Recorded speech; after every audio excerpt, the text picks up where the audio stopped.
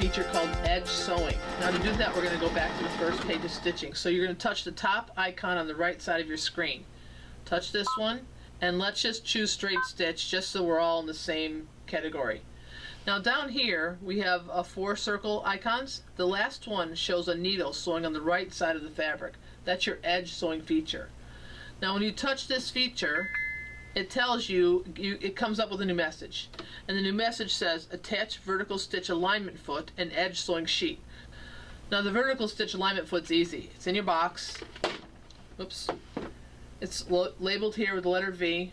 Just take out this letter V. This is your vertical stitch alignment foot. And you know that because it just has the letter V on it. That's the foot it's referring to. It shows you the picture in the screen. It has the letter V on the screen. So that's your vertical stitch alignment foot. Now to change your feet, that's quick and simple. They're just snap-on feet.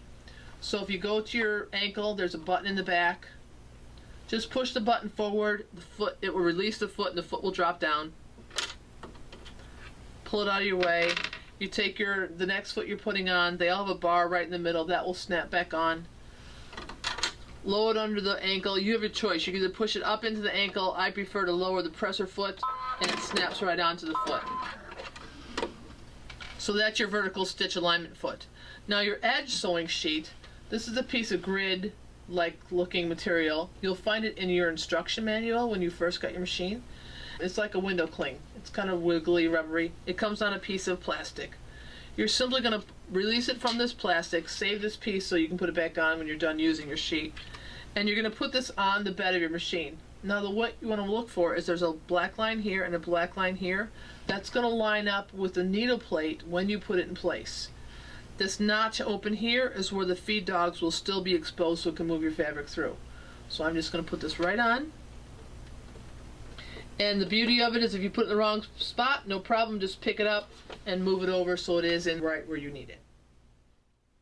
Once you have these 2 things in place, you're just going to say OK on the screen, and now you'll notice that the screen is going to change to something you haven't seen before, and you can actually see this grid right here on the screen.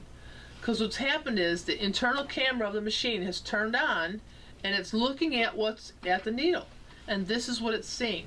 Now, if you keep looking over here, I'm going to put my fingers underneath that presser foot, and you can see that my fingers are there, so you can tell how it really is a camera working in there. So your goal now is to take your piece of fabric, you're going to place it underneath your presser foot, and when you do, you can see the red line shows here, so you can see how far you have the fabric in underneath your presser foot.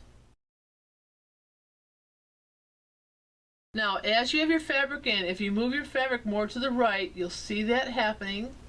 You'll see it moving here. This number changes because this number is going to show you what seam allowance you actually have your fabric at. Now, if you are one of those quilters and you want a 1/4 inch, 1/4 inch is 6.5. And I know many of you are going to ask me, it's like, this is millimeters, I work in inches. This is true. And yes, you can change your machine to read millimeters instead of inches. But when you're in this mode, it's still going to show you millimeters here. It's because millimeters has more precise increments than inches. So if you are a quilter and you want 1/4 inch, you're going to move your fabric so that this says 6.5. And when it does, then 1/4 inch appears. So when there is an inch equivalent, it shows up. Now that we have a 1/4 inch all set, I'm going to lower my presser foot. It's still at a 1/4 inch. Now all I need to do is go ahead and let the machine stitch. Now I'm going to use the start stop button this time instead of the foot control. And push go. And it will start stitching at whatever speed we have it at. And now watch. I've actually let go of the fabric. As the fabric creeps over, you'll hear that unusual noise. And what's happening is there's a combination between the feed dogs and the needle position. They're working in conjunction with each other, so that as it's stitching, it's still going to be a straight 1/4 inch seam, even though the fabric's going in crooked. Now, when it gets to the end, it's going to stop before it actually finishes. And the screen tells you, fabric edge is not recognized. That's because if you look by the needle, there's not enough fabric left on top of the grid so that it can't promise that it's going to sew the last half inch straight. So you have to push the start button and sew the last half inch straight yourself. Now let me just show you how awesome this looks.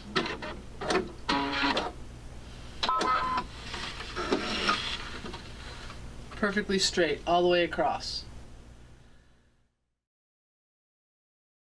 Now I'm going to show you two things that can really help with precise sewing for you. The first one I'm going to show you is called needle position stitch placement. And to find that, you go in your settings screen. It's down here in the bottom left hand corner. You touch this and you want to go to page 3. The second entry says needle position stitch placement. Just turn it to on, go back to the bottom and touch close. Now the next icon over from that is a picture of a sewing machine with a magnifying glass.